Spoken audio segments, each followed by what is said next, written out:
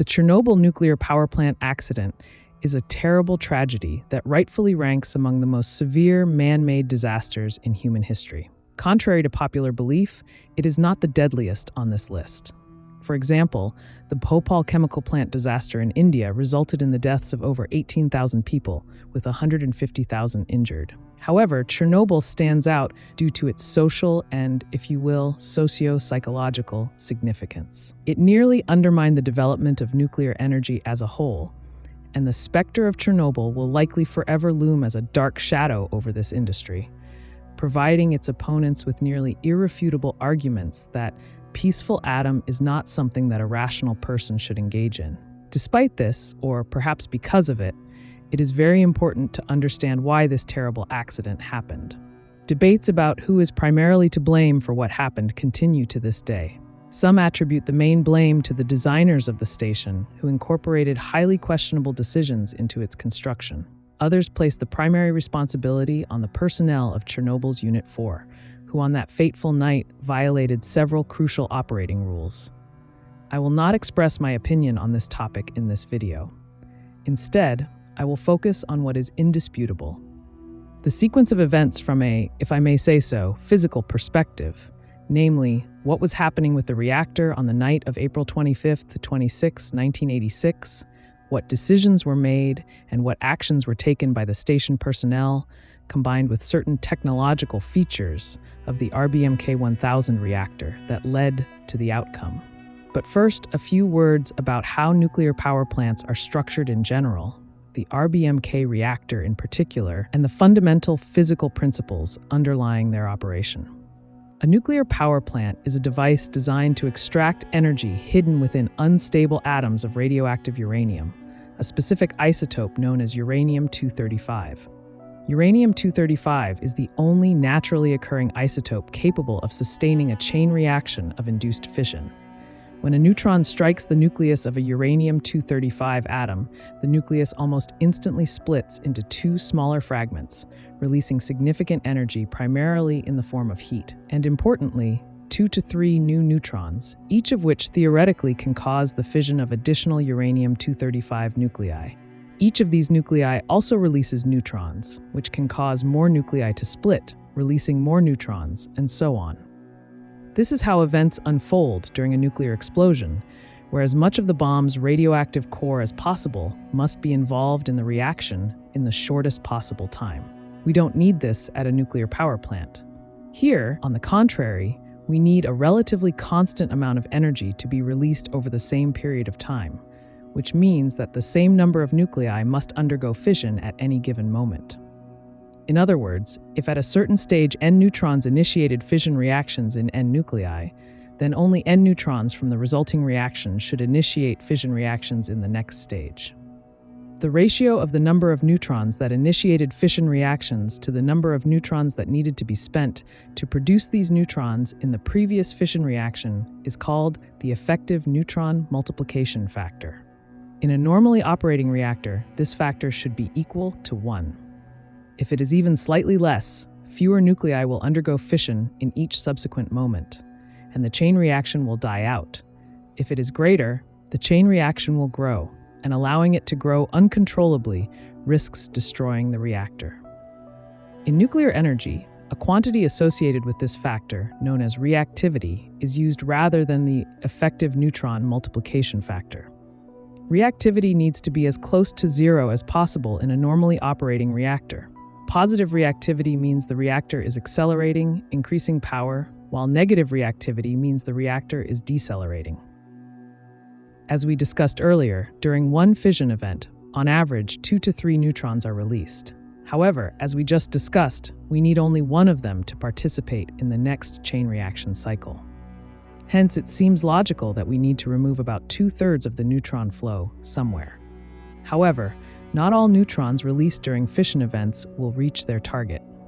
In particular, it was found that uranium-235 nuclei are quite reluctant to interact with fast neutrons directly released during nuclear fission. These neutrons travel too quickly to be effectively captured by other fissioning nuclei, so to initiate the reaction, they need to be slowed down. Fortunately, Some substances have the property of effectively slowing down neutrons passing through them. Carbon, specifically graphite, was used for this purpose in the Chernobyl Nuclear Power Plant reactor. So it would seem straightforward. Take a certain amount of uranium fuel, calculate how much graphite moderator is needed to ensure that out of 2 to 3 neutrons released, on average only 1 initiates the next fission event. And that's it. You can start operating. In reality, it's still a bit more complex. The number of neutrons, as well as the degree of their moderation and other parameters, depend on the reactor's operational mode. For instance, at the beginning, when we first load the reactor with fresh uranium fuel, neutrons find targets relatively easily, and reactivity will be relatively high. As the concentration of uranium-235 in the fuel diminishes during reactor operation, the likelihood of neutrons finding targets decreases, meaning reactivity decreases. In other words, we need to alter the demographics of neutrons within the reactor during its operation. For this purpose, the reactor is equipped with so-called absorbers made of substances capable of effectively absorbing excess neutrons. These can be boron, cadmium, hafnium, and similar materials. Typically, these absorbers are made into special rods. If, for some reason, reactivity drops below 0, some of these absorber rods are removed from the reactor, leading to an increase in the neutron population and reactivity. Conversely, if reactivity needs to be reduced, additional rods are inserted into the active zone. Initially, a large number of absorber rods are inserted into the reactor to suppress the high reactivity of a freshly loaded reactor. And then, as the uranium burns out, rods are gradually extracted to maintain stable operation until refueling with fresh fuel. Reactivity is influenced by other factors as well. Almost all materials absorb neutrons to some extent, so practically all structural elements of the reactor contribute to reactivity. Perhaps the greatest impact comes from water circulating through the reactor's active zone for cooling. The reactor cooling system is a critical element of its operation. Special devices, known as main circulation pumps, continuously circulate water through the reactor, maintaining a roughly constant temperature and preventing overheating. On the other hand, the heat transferred from the reactor's active zone to the water in the cooling system is subsequently used to generate electricity. Essentially, this is why the reactor was built. The Chernobyl Nuclear Power Plant used RBMK 1000 reactors. In general terms, the design of such a reactor looks like this. Fuel rods containing uranium oxide with an increased content of the fissionable isotope uranium-235, raised from its natural 0.8% to approximately 2%, are located in the active zone. Heat-generating assemblies are placed parallel to each other inside a special chamber called the active zone, each surrounded by a special casing made of graphite blocks. Channels are placed between the fuel-containing assemblies, into which control and protection rods can be inserted. All of this is washed with water, passing through the reactor via special pipes from bottom to top. After passing through the active zone, the water heats up to 280 degrees Celsius. However, due to the maintained pressure of 70 atmospheres in the cooling system's pipes, the water does not boil, although it does partially evaporate. The mixture of water and steam is directed into so-called separator drums, where it is separated into water and steam. The water is pumped back into the active zone, and the steam is sent to turbines, spinning them and generating electricity. The steam is cooled, condensed, and returned to the separator drums via the reactor's main circulation pumps. This approach solves two main challenges. Firstly, preventing the reactor from overheating, which could lead to the destruction of its structural elements, and secondly, converting the heat produced into electricity. As we discussed earlier, the water in the reactor is typically heated to 280 degrees Celsius. However, it's easy to understand that in different reactor operation modes, its temperature can be lower if the reactor is operating at low speeds and higher at higher power levels. Consequently, the balance of steam and liquid in the cooling system's pipes also changes. Water has an ambiguous influence on neutron fluxes in the reactor. On the one hand, it absorbs neutrons fairly well, leading to a reduction in reactivity. On the other hand, it slows them down, which leads to an increase in reactivity. The role that water plays in the reactor, Whether it slows down or accelerates it depends on the reactor's design. In the RBMK reactor, water served as an additional neutron absorber, which was not a very successful solution. Indeed, imagine that for some reason, reactivity becomes greater than zero. As we know, this will lead to an increase in the rate of the chain reaction, an increase in the generated thermal power, and hence, an increase in temperature, both of the reactor itself and of the water in the cooling system. The rise in temperature will lead to an increase in steam content in the pipes, which means a decrease in the density of the steam-water mixture in them. More steam and less water mean lower mixture density in the pipes and weaker neutron absorption, i.e., reactivity increases. With even higher reactivity comes higher power output, more water turning into steam, weaker absorption, further increased reactivity, and so on. Of course, under normal circumstances, this effect can be compensated for using absorber rods. However, on the night of April 25 to 26, 1986, the reactor of the fourth power unit of the Chernobyl Nuclear Power Plant found itself in an abnormal state, where the positive reactivity coefficient played a fatal role in the events that followed. What caused this abnormal operating mode?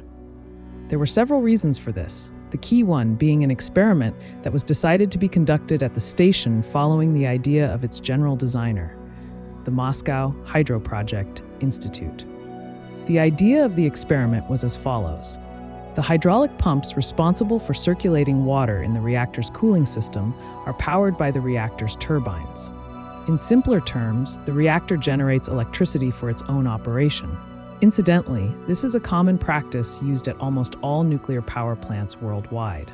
But what would happen if, for some reason, the reactor stopped generating electricity? Clearly, the pumps would stop, and the reactor would be left without cooling, which could lead to significant problems. In principle, nuclear power stations are equipped with diesel generators for such cases, which were supposed to automatically start within about a minute after the normal power supply disappeared. Theoretically, during this time, the turbogenerators would still produce some electricity simply due to the inertia of the turbine rotor. This is known as the rotor coasting energy. Calculations indicated that nothing catastrophic should happen within a minute from the steam supply being cut off to the emergency diesel generators kicking in. However, the designers wanted to test their estimates in practice, and that's why the experiment was conceived, which they decided to conduct on the fourth energy block of the nuclear power plant. The experiment's idea was as follows. The reactor operators artificially stopped the steam supply to the turbine, after which, for a short period before the emergency diesel generators were started, they measured the parameters of all reactor systems in the coasting mode, and then shut down the reactor. Considering this, it was decided to conduct the experiment immediately before the planned shutdown of the fourth power unit for fuel replacement and maintenance. According to the experiment plan, before its implementation, the reactor's thermal power had to be reduced from 3,200 to 700 megawatts. The power reduction was carried out in stages. First, on the night of April 25th by 3:47, it was reduced to 1,600 megawatts. Then, at 14:00 on the same day, it was planned to lower it to 700 and start the experiment. However, at this time, I do not know for what reasons, there was a temporary shortage of electricity in the Kyivenergo network, and the dispatcher gave the command to postpone further power reduction until planned. The ban was lifted only at 23:10, and during all these events, some unpleasant phenomena began to develop in the reactor. During uranium-235 fission, a certain amount of iodine-135 is produced, which then transforms into Xenon-135 through beta decay, with a half-life of approximately 9.5 hours. A peculiar feature of Xenon-135 is that it absorbs neutrons quite well, thus reducing reactivity effectively. When the reactor is operating normally, the amount of Xenon-135 in it remains approximately constant. As much as is produced during the iodine-135 decay, so much is burned out by the neutron flux. But if the reactor's power decreases, the rates of Xenon-135 burning decrease. An abnormally large amount of xenon begins to accumulate in the reactor, leading to further reactivity reduction, i.e., reactor slowing down. This phenomenon is known as reactor xenon poisoning. By 2310, on April 25th, the fourth power unit reactor of the Chernobyl Nuclear Power Plant had been operating at half power for about 19 hours, which led to xenon poisoning, with its peak occurring shortly before the dispatcher allowed the power reduction to continue. Remember this fact: at that time, there was a significant amount of slowing down xenon inside the reactor, but this amount had already begun to decrease, leading to a gradual increase in reactivity, i.e., reactor acceleration. So at 2310, the dispatcher gave the go-ahead and the thermal power reduction began, lowering it to the experimentally designated 700 watts by 0020 on April 26th. Another unfortunate coincidence occurred here. During the power reduction process, the senior reactor control engineer Leonid Toptunov failed to manage the controls, causing the power to unexpectedly drop to 500 megawatts at 0028 and then further down to 30 megawatts. The reactor practically came to a halt. What to do? It might seem simple. Extract some of the control rods from the reactor, increase reactivity, accelerate the reactor, and return to the planned power level. However, this was absolutely forbidden, and the instructions categorically prohibited such actions. Why? It was all because of the xenon poisoning. Imagine this. You have a reactor heavily slowed down due to accumulated xenon. You start to heat up the reactor by extracting rods. Reactivity, power, and neutron flux density increase. Neutrons start burning off xenon. Reactivity increases again. Less xenon means more reactivity. More dense neutron flux, faster burning of xenon, further increased reactivity, more neutrons, less xenon. Power starts to rise exponentially, meaning unpredictably fast, and there is a great risk of losing control. It's like pressing the gas pedal in a car going downhill. According to the instructions, the reactor was supposed to be completely shut down by inserting all the control rods and waiting for at least 20 hours for the xenon to decay naturally. However, the staff at Chernobyl decided differently.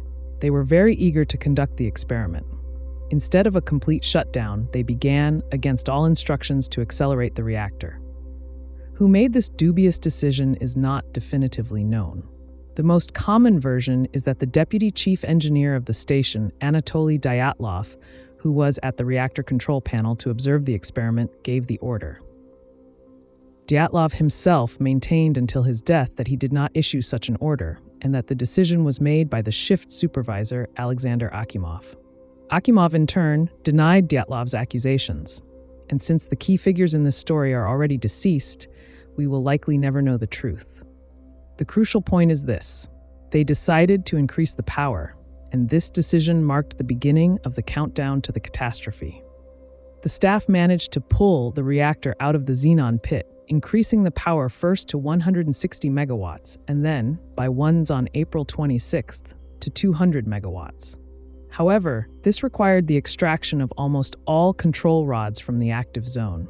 According to various reports, out of 211 rods provided by the reactor's design, by 1 to 22, only 8 to 2 rods were left in the active zone, with the permissible minimum being 32 rods. The instructions categorically prohibited operating the reactor with fewer than 16 rods remaining. If this happened, operators were instructed to immediately shut down the reactor. Nevertheless, the station personnel decided first to conduct the experiment and then to shut down the installation. We, again, do not know who exactly gave such an order. The experiment began at 1 hour, 23 minutes, and 4 seconds on April 26th. It was at this moment that the valves regulating the steam flow from the separator drums to the turbines were closed. The turbo generators started coasting, producing decreasing amounts of electricity, which meant that the cooling system pumps began working slower. Due to the cessation of steam discharge from the system and the decrease in the inflow of cold water, the reactor's temperature started to rise. As a result, more and more water began to turn into steam. Neutron absorption by the cooling system decreased, which led to an increase in reactivity and a gradual acceleration of the reactor, which already had a tendency to do so due to gradually overcoming the effects of xenon poisoning. Both of these processes occurred almost unhindered because the reactor was almost completely devoid of control rods. It's also worth noting that the reaction rate increased most rapidly in the lower part of the reactor. This phenomenon is a structural feature of the RBMK 1000 reactor at low power levels, and at that moment, its thermal power was only 200 megawatts, 16 times lower than normal. Furthermore, information about all these processes was not immediately known on the reactor control panel. Sensor data was transmitted to the panel with an 18-second delay. The backup diesel generators performed excellently, coming online at 1:23:44, just 40 seconds after the start of the experiment. However, a few seconds earlier, at 1:23:40, according to other data, at 1:23:39, someone, again precisely unknown, pressed the emergency protection button on the main control board, known as the AZ5 button. This command was supposed to initiate the insertion of all control rods into the active zone to completely shut down the reaction. In other words, the AZ5 button was a kind of emergency stop valve, theoretically capable of quickly halting the reactor even at full power. However, even in the operation of this final reactor protection mechanism, there was an unpleasant nuance. In RBMK reactors, the control and protection rods had an interesting feature. As we've mentioned, the main part of the rod is filled with a neutron absorber, in this case, boron carbide. However, at the bottom of the rod is a displacer made of graphite.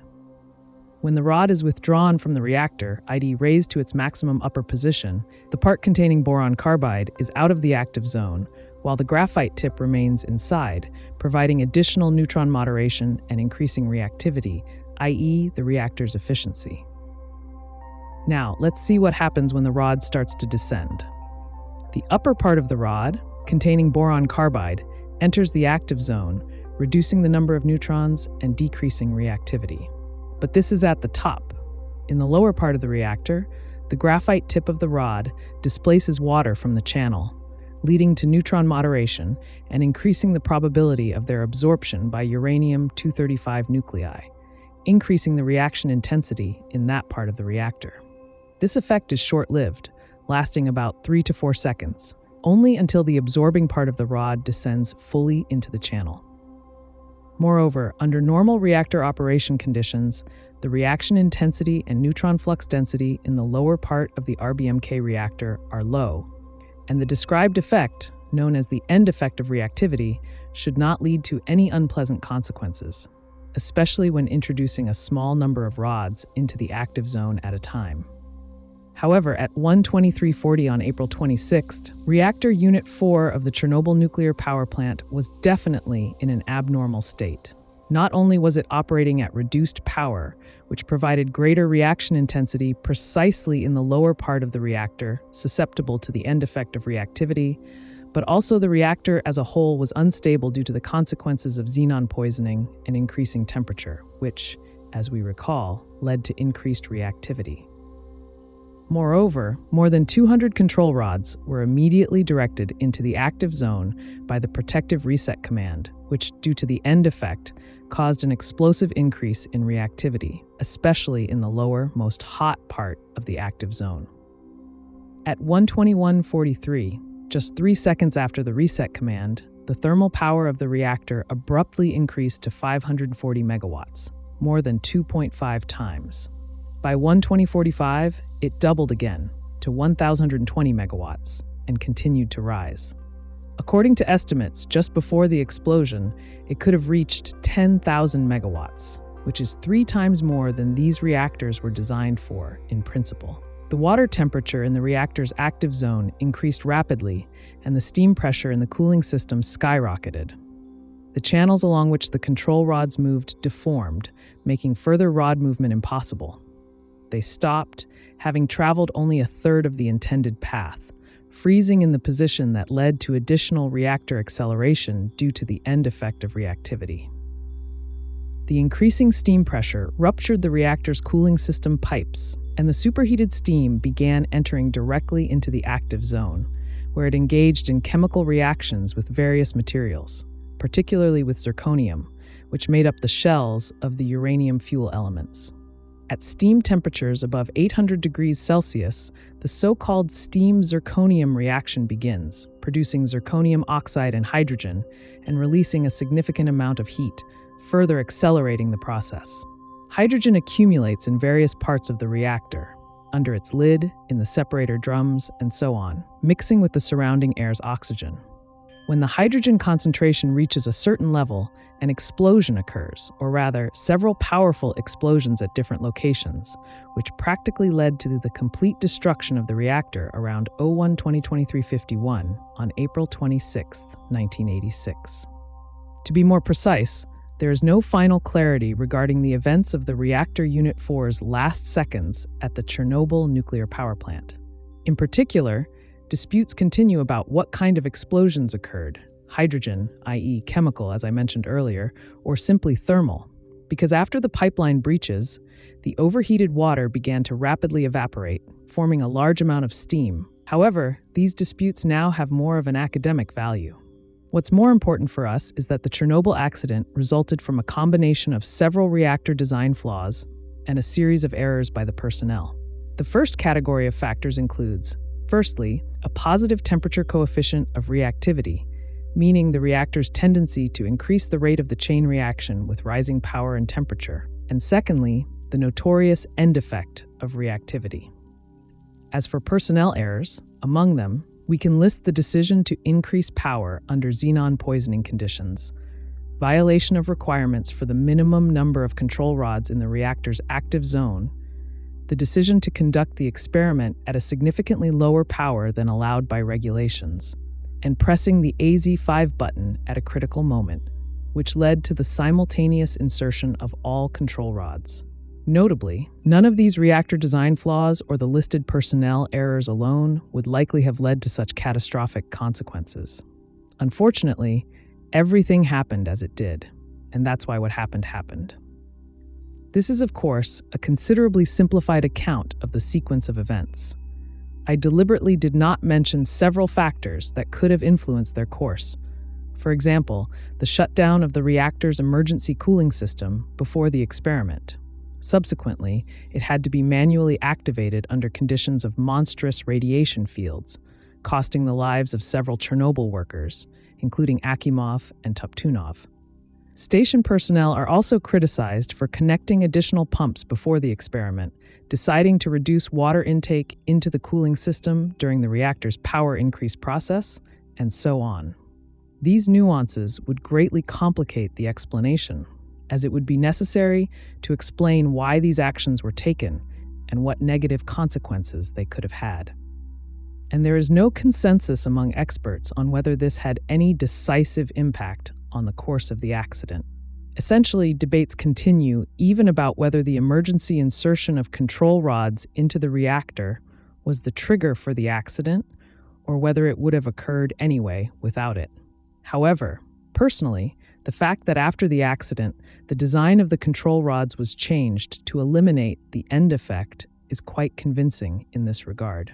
If the topic of the physical aspects of the Chernobyl accident interests you, we can continue discussing it in our next videos, for example by talking about the accident response process, both in the first hours after it and subsequently. Additionally, we can similarly attempt to analyze the development of the second largest nuclear accident, the Fukushima Daiichi nuclear disaster in Japan in 2011. In general, write about this in the comments, and I will try to consider your requests in upcoming materials. Well, that's all for today. Take care, and until next time.